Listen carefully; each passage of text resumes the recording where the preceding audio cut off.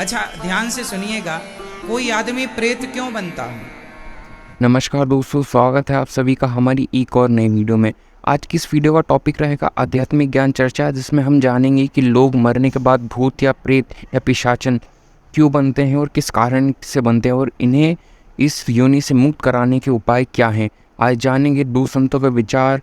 बने रहे हमारे चैनल पे आखिरी तक। अगर आपने हमारे चैनल को अभी तक सब्सक्राइब नहीं कर रखा है तो हमारे चैनल को सब्सक्राइब ज़रूर करें इसी तरह की और आध्यात्मिक ज्ञान चर्चाओं की वीडियो के लिए।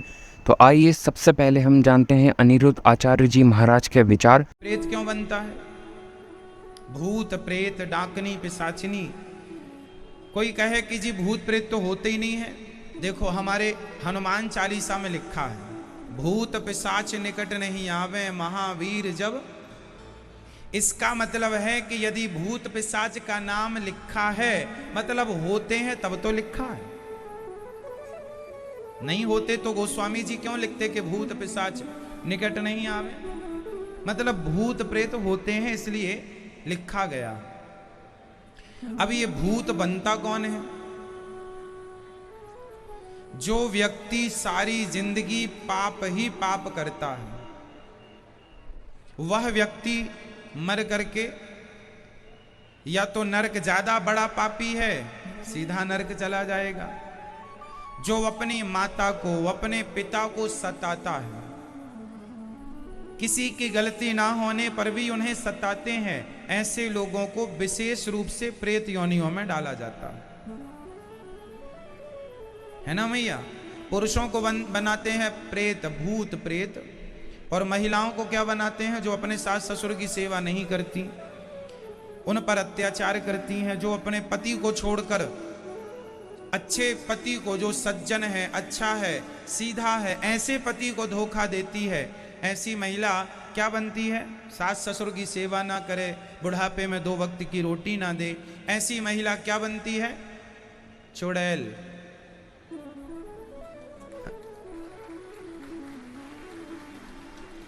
तो आप लोगों को भूत प्रेत की योनि से बचना है तो आपको गलत काम छोड़ देना चाहिए आज ही।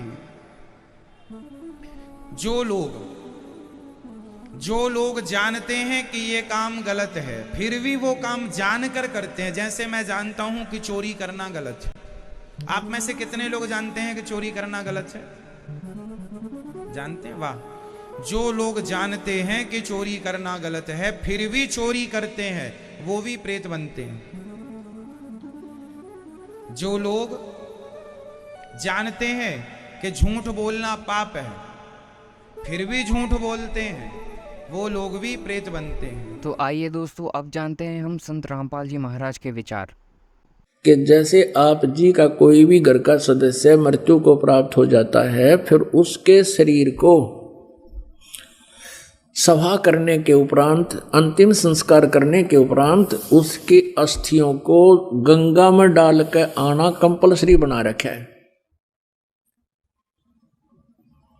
क्यों बना रखा है? किस लिए? और ये कहते हैं तेरे पिता की गति नहीं होगी, तेरी माँ की गति नहीं होगी यदि वहां नहीं डाल का होगा। वहां फिर और ठग बैठे। यहाँ के भेजने वाले एजेंट अपना कमीशन ले लें और वहाँ बैठे वो जो गंगा में डलवाएंगे उन अस्थियों ने, वह न्यारे चार्ज करें। अपने आत्माओं, ये सब अज्ञान के कारण, तत्व ज्ञान के अभाव से हो रहा था।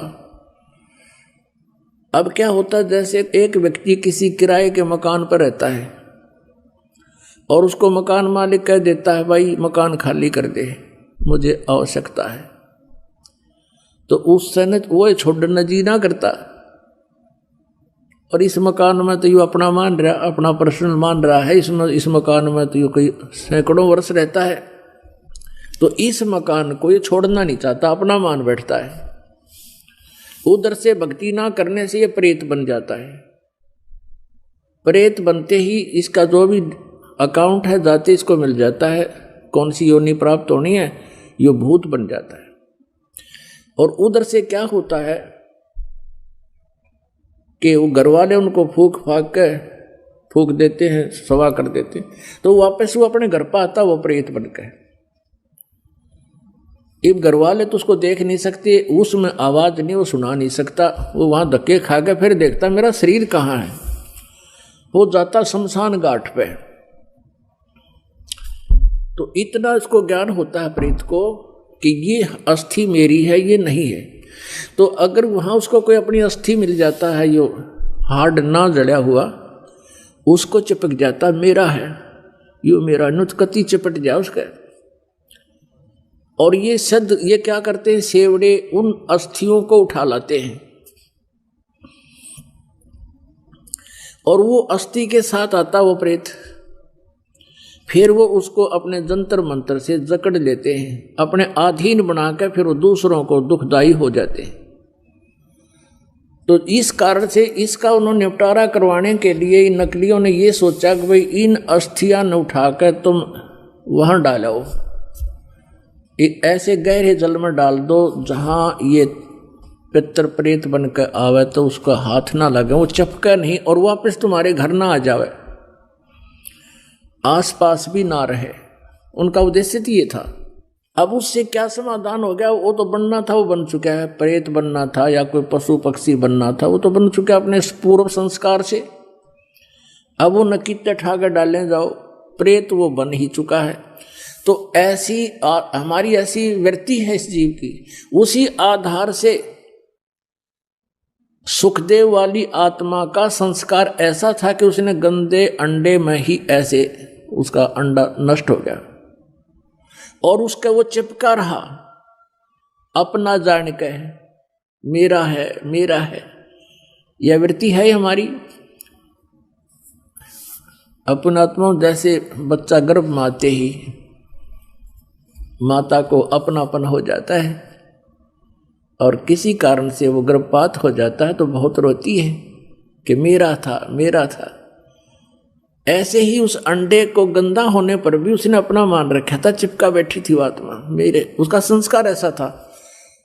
और ये सारा कुछ जो होता है पूर्व निर्धारित संस्कारों से ही होता है। जो पार्वती जी को मंत्र मिला ये भी पूर्व संस्कार थे इसके और पूर्व निर्धारित था। अब केवल कबीर परमेश्वर ही उसको परिवर्तन कर सकता है और किसी पर परिवर्तन नहीं होना। तो ये सारा कुछ हुआ तो पूर्व संस्कार से, लेकिन घटना ऐसे घटी हो। तो वो अंडे को जो चिपका में बैठा था वो सुखदेव वाली आत्मा, इसी प्रकार जो ये अस्थियां उठाने की बीमारी लगाई इन लोगों ने इस उद्देश्य से लाई कि जब जय उल्टा आ गया तो वहां शमशान घाट पर बैठा रहेगा।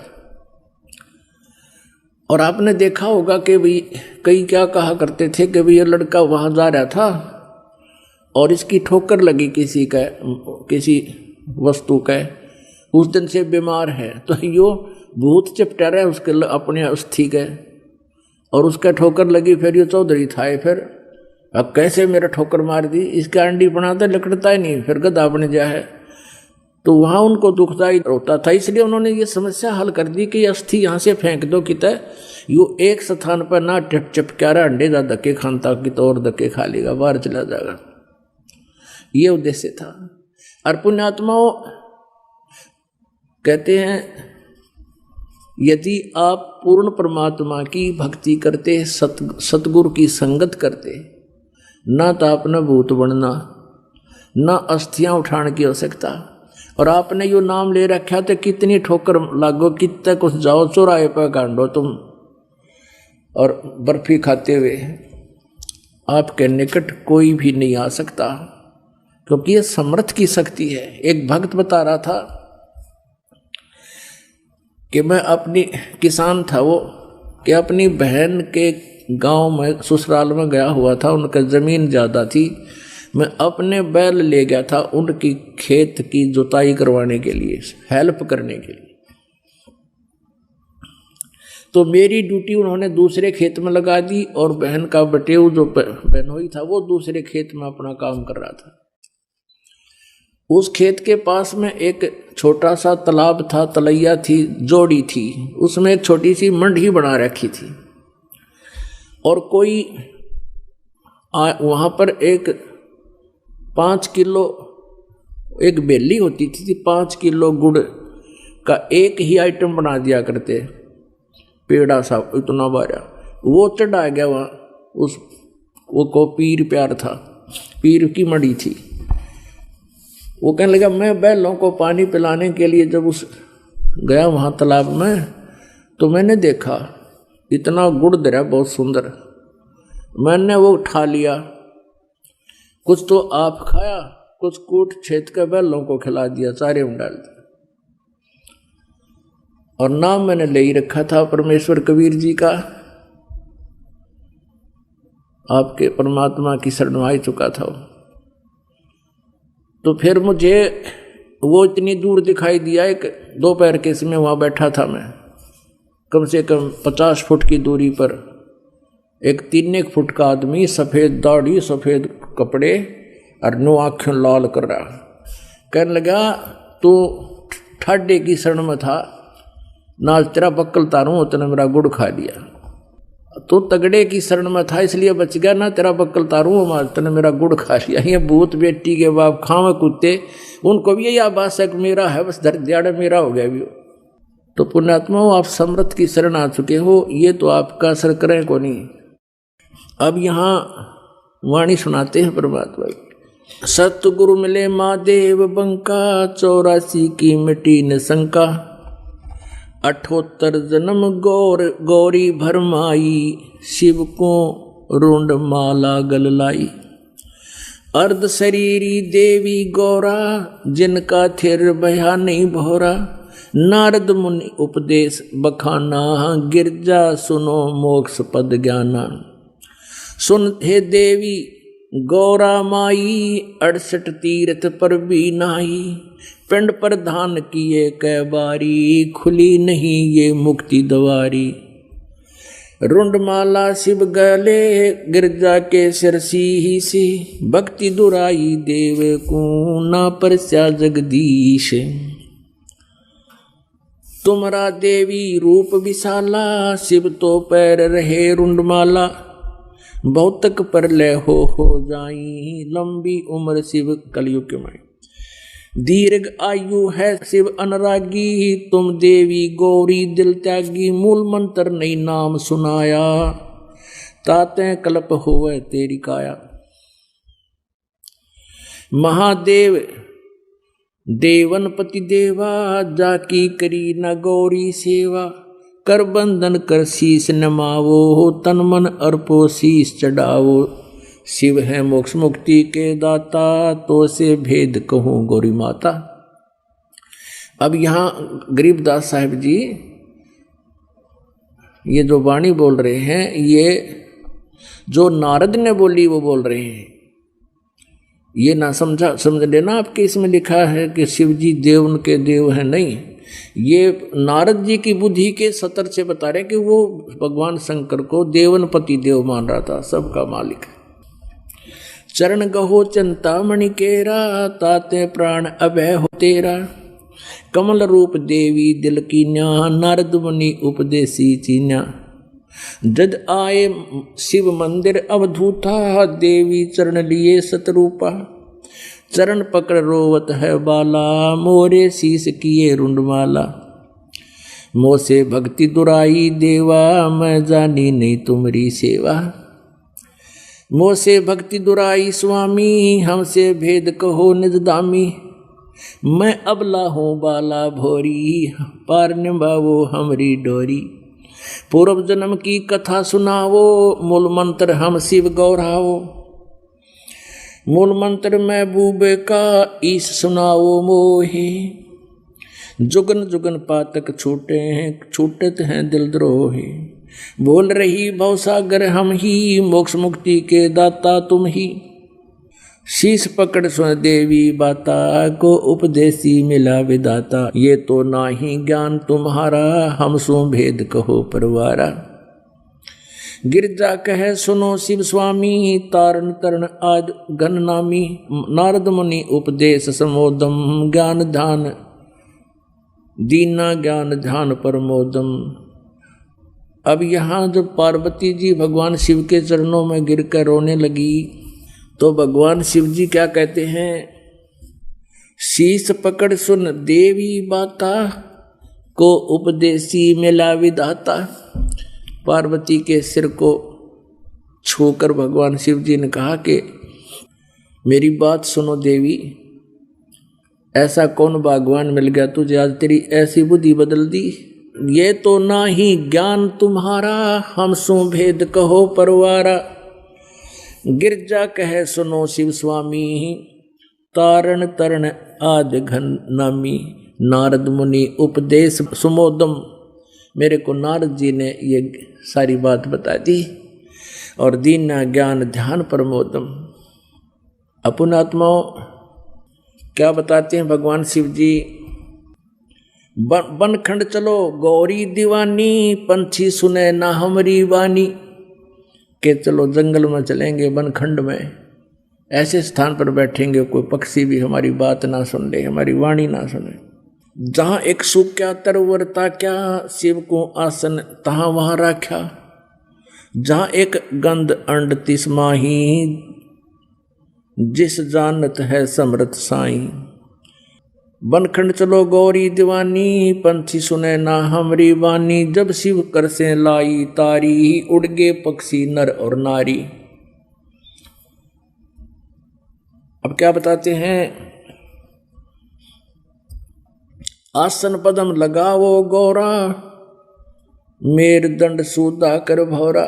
अब कहते हैं आसन पदम लगा पार्वती, और मेरुदंड को, मेरुदंड भी कहते हैं इसी को, बैकबोन को, रीढ़ की हड्डी को, कि इसको सीधा कर ऐसे।